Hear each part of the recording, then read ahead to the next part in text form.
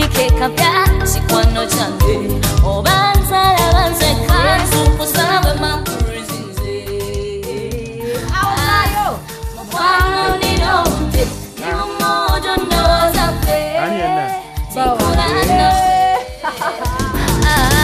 tikuna sumurula yonela siweta Nesasira gwe bakyaye jjo negamba guma waluli weyagala kati nonya mulala gwe weyagala naye sibe nkomera yensi bagoba wano de walala yiyo bulamu ye asoso kukyayibwa tatuyitirirako nete tuwogedde mubi mugamba mutya bali ku kyeto kya weekend matiniri jamaze okuyingira omukwano ganga Kasimba Tikula mwana muwala Rema na makula mwana mwala mchala Edrisa Musuza gwe tumanyiye ka okitegedde agenda kuba nonga ina loncho oyo gola bagwakusatu jamaa sawo oba gwakusatu jamaa sawo nenga kimanye genda kwa kuserena mother tukiri mu kino ekintu ino okukikuba agenda kujiyita wanya owai wale abantu ampeza message wano emikolo gimuuba nange nawe napeleza message emikolo gwe gimuuba mise Dan ono mukwano kwa Kagari London tukubuza kwa byali mwenanga mtula bana bali mu America tubabuzizako agambye ofifimbuliza ku bantu bano mulimu abakulidde enteekateeka z'omukolo gwange bamise omukadde Chris Bukenya owa North London Uganda SDA Church webali nywe balire ddala Dani yagambye Susan Namubiru ku West Green Road nawe Dani yagambye webali nywe balire ddala mulimu Nodrin Muganga agambye nawe webali nywe we Tottenham bagambye nti nno be bakwasaganyiza bambi omukolo nga gukedde muwuuba kubanga ndowooza embaga ya gwa munaanaawo gwani agiranga owai naye ekeddomu njagala okubuuza ku mukwano gwange bamwise Fadi Kulumba oyo yebba wa Jamira mbabuuzizaako munnange webale kujja ewaka nembuuza ku Dani Lugengo naye abeera London naye nga wali essaawa eno wano webale nnyo okubanga mwe basama abakyalimu tugenda tandikirawo nyenyi ku Rema n'amakula ogenze n'ogamba yekka gwe tumanyi naye nno oluvannyuma lwa Kenzo okuva mu mawulire gali eri agalist ya Bebe Cool ate weekend ayo Kenzo avumye Bebe Cool kusi oluvannyuma lw'okukola amawulire galist ya Bebe Cool wiiki ewedde wiiki eno ayongedde okukola amawulire atya yageze n'asayinga no yasayinize mwana muwala bamuyita Pia Pounds wasayinga mwana muwala oyo ensi neebuuza yani ono engeri gyamusuusuuta muyimbi engeri kugamba gyamujubisa muna Uganda amanya g'amatuufu ye Trace Kirabo Pia Pounds golabaawo gwe basayininga naye endagaanaawo yamuleese mu group eya Big Talent ekibiina kye owayo yakikulira CEO wa Big Talent kakati wapostinga omwana muwala oyo ensi neebuuza yani ono Kenzo buli lunaku ampostinga ebintu egisuka mu 5 anti engeri gyali CEO ayagala abana abanakola business naye babeera aware of this ensi neebuuza negamba Rema n'amakula muyimbi ye lwaki tampostinga mupromotinga mu style ya promotinga moyo anti ono ne bannanga bana Uganda mnayitira mujja tutana ono CEO wa company eri abantu kati osokolagana n'omuntu nga tomumanyi Rema tamumanyi ngamba mu business munakolagana n'internet bambalaze abantu ekigambibwa oba ebyogerwa enkolagana yali bange esukka mu kumuyimbi omwe bageze bagamba Trace Kirabo kati nga noli eyasooka okuzaala omwana yasooka okuzaala ye Trace ne bagamba nti oba Trace akomye ogwokubiri aba bagenda okulanga nti Trace Kirabo mulala oyo Rema emboko ya abantu ekigenda mu maaso omwana mwala gwolabye bamukompeyalinga n'oyo mbwani asinga Kenzo wadiraasalewo bantu kwekubya emizimu tebalina waaka bave ku mukazi baki bamuteeka mu kasasi omwana aleese obunkenke ekwani kubane kubawagizi so si Rema Rema wayogeddeko naye oba kubawagizi boyogererako naye ekigenda mu maaso asera abawagizi betadde ku bunkenke mulimu ngenze ne ngamba nti oba Kenzo yandibanga ayize style kwegamba industry yafa gitegedde bulungi nti amawulire genza okukolema okukola oyinza okweta oluyimba nolwakukwata nekozesa abantu okukola ki amawulire naye avumye Bebe yamubaye talina wakatabangako nawa wiiki ziringa 3 kati Kenzo azeetisse avudde mu Bebe Cool ayingiridde Pia Pounds kati Pia Pounds afuze Pia Pounds yayogerwako Kenzo yalina wake saawa eno ndowooza so yo Kenzo Edisa Musuza akagolabyawo nebigenda mu maaso sayidi eyo barema naye abagizi bano bagamba gumu nnyo era beteka ku pressure kaba kajanja era ne Pia Pounds ayogeddeko naye yangaye bannaye ekituufu kiri nti nazze kuyimba saze kuyingira Pia Pounds anti abantu bagamba mbu Kenzo yalibanga ese Pia Pounds ng'omuyimbi naye ekituufu kiri nti mbu yalibanga mugundi we kati Pia Pounds kwa kubeera n'abagumya n'abagamba nedda nze ndi muyimbi era mmanyi wenkoma mmanyi Kenzo nange business wezikoma nebyalema bitandikira sisukkawo wano kugenda atugenda byalema tabimanyi tatwesibaako abimanyi si ya mukyala Kenzo ngamba akome ku business ena aleko omukazi amulekere emire omanyi bageze bagamba mukeze ennaku zino mbwekeri abeerayo mbalirire erisaidi nnaku gye simu bbiri ebiseera bisinga bimala ku studio kati ate omwana ono omuleta n'omuzanyira ku studio saidi ero ebibuzo ne byetooloolera ne bagamba ne banne ekituufu ekigenda mu maaso namwe mwewummuzeeko muleeta obuvuyo butaali muleeta embeera weetaali so embeera eri mu big time saidi wamarema kino tukisobola nawe ekiki kati mbu kyennyaawo tewali naawe kyogamba mwana oli talina waaka bitali bagamba buli kyerumata wamma rema namakula bino tebitulya ffe tugende mu maaso n'ekyafu naye nga rema namakula mugumu nnyo of course yalabalaba ddayako awulidde bingi nga boogedde awo tewali kimunyenya wadde era Pia Pounds alina okumanya waakoma tujja okuba oyo amatu nga tuvuddeyo eyo tugende wa Spice Diana bamutikidde congratulations tukuyozaayoza wano kigwa kale kubanga Spice Diana ako ekidongo ku kidongo mande ku mande ebibuuzo yabikola ddi buli muti yebuuza naga ne bannaye mana biti sigonza gasanga nti akasozi ako kani bange naku zino kagonda sikagonda naku zino kagonda dda kasigaza linnya nga malwalira agamu wano kubanga Spice Diana asula mu bidongo mande ku mande yangambe yafunye first class degree nengamba ndi sinagikebera sinakaka service nedda tebatakana gikebera kati manya jaina mane biti sigonzaga dai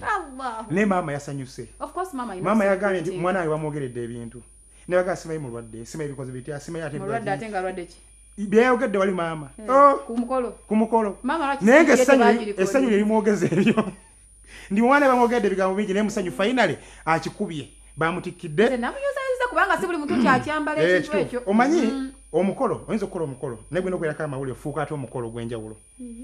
kati ng'atuuka ekisaa ekyokugabula keeki wano beerisiza mu sitayiro n'egundi ne rediyo sooka otulaga ebintu ebyabadde ebyo bannaakola nti roja si kipya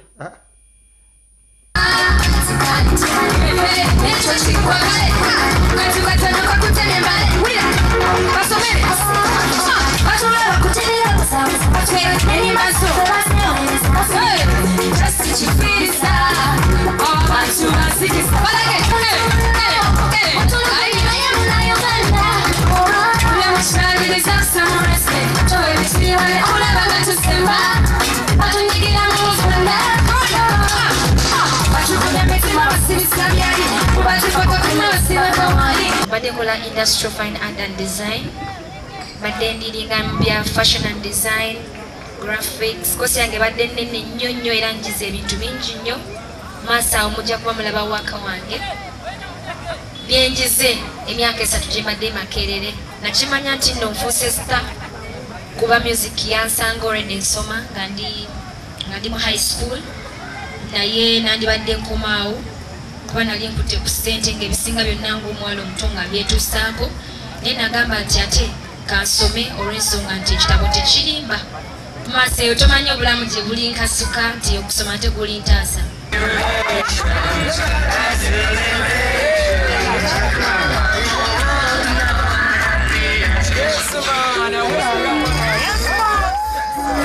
Salasalamu awo osavinge olise radio, olise Wizo, olise Haruna, olise Capital Music, olise Kenzo. Tukikwasaganye.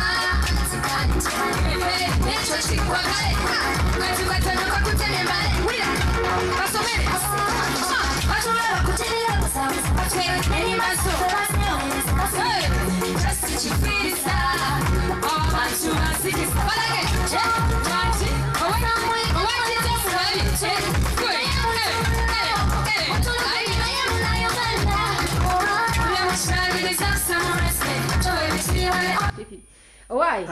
Kiki kyali ogamba ekipya mu kweriisa? Owai. Nze keeki engeri yalisiza radio cake. Yaneu kuyalesa ebibuuzo bingi awo. Kati manager Roger. Manager Roger. Yabadde manager Roger. By the way, kasoke mwebazi manager Roger. Spice no, si yaweredde. Spice yana yagambye. Ndio hizo okumala okusoma, ebitabo bikumenye. N'okoma wakane bakwanize just ngalo busa. Ne manager Roger yakoze ekyo nekisoboka okulaba nti bafanzi ba Spice Diana. Abakunganya. Bamukolera surprise. Ekigambo kikyuse bampulaningira party. Nawe si surprise. Abanyabi gambo yabadde surprise party. Amanyi gwe ne Roger. Utamukyusa bigambo makulu. Yes tumweyanza yabali kola party. Yabadde wafit omuntu ono gimukolera okusoma siku wangu nati yabadde surprise. Mama akyali muto. Mama akyali mboko mulabi. Ndijo wawasa. Okay. Nenga yoyo Spice Diana yakikumbisa. Bosa agambe yasomye kosti. Biwanvu. industrial fine arts mbyera bidene we sijja kulima kumanya nega yafunye degree kisinga obukulu yabisigale byasomye for you mukazi congratulations besides the jokings bye tukola wano nkubulira si buli muntu nti ayambala ekintu ekyo singa kyali kyangu ate abayimbi omanyi ayina kyagambye nti saz na ayimba time tukamanyiza kwate kyaswa kuyimba of course kichija nga degree ino kumweyimirira ngolino kwa ekipapula ekyo osabe ki ade yokola byo oba yetandikira business kumageza guys okay tuyanze tudda kwani tuyiteko mu bagagga wala kabaga kabaddawo mugagga Sudiru yabadde ajaguza emyaka nkaga mu 2 amazina muntu eyantama amazina katoga bakutule kakati kirumira mbuno omwenge yaguvaako mukama mulungi madesimanyi mukyasuli yabadde mu omwenge naga nedda just tulage ku byabadde side eyo batulage ko tudduke sisi tumefika sasa tutawika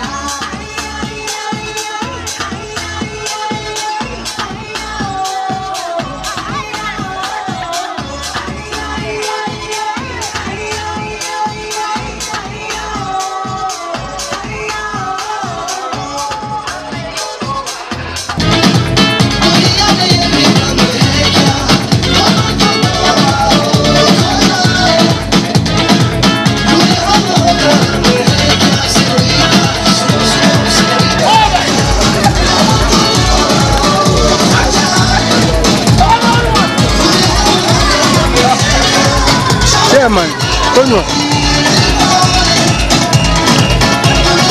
Konywa mwengu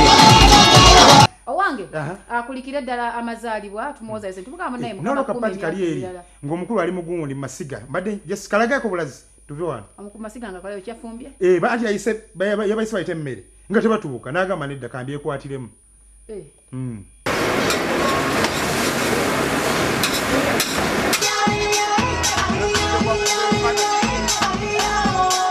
buli omuntu ne kyeyasoma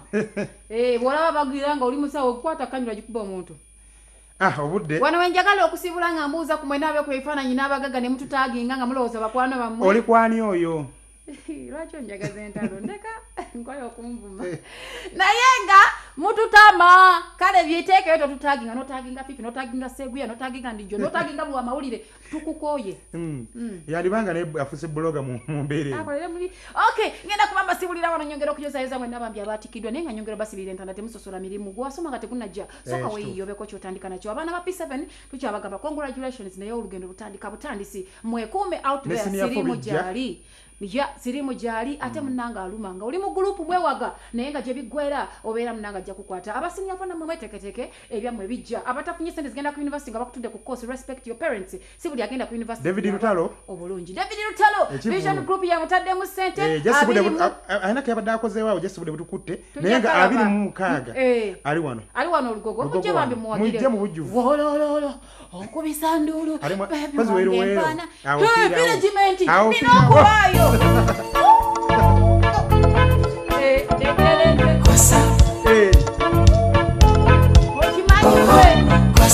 ngenda kwagala owa yalabana togenda kwejjusa siri kwepena bana abakubaganya embira siripira munange kinange ngamba nti tonsule you're my life my wife jagala nnyo kiremange ekyenkya kikutuusiddwako tuyola sente ne Airtel Money oyagala ka kikola nga bwe tukola kwata simu yoda *185# wamune Blue Flame Cookers, we offer 5-year security. Amune. Soft Love Smart Pants. Soft Love Smart Pants. Zakolebwa ku mutindo gwa nsi yonna.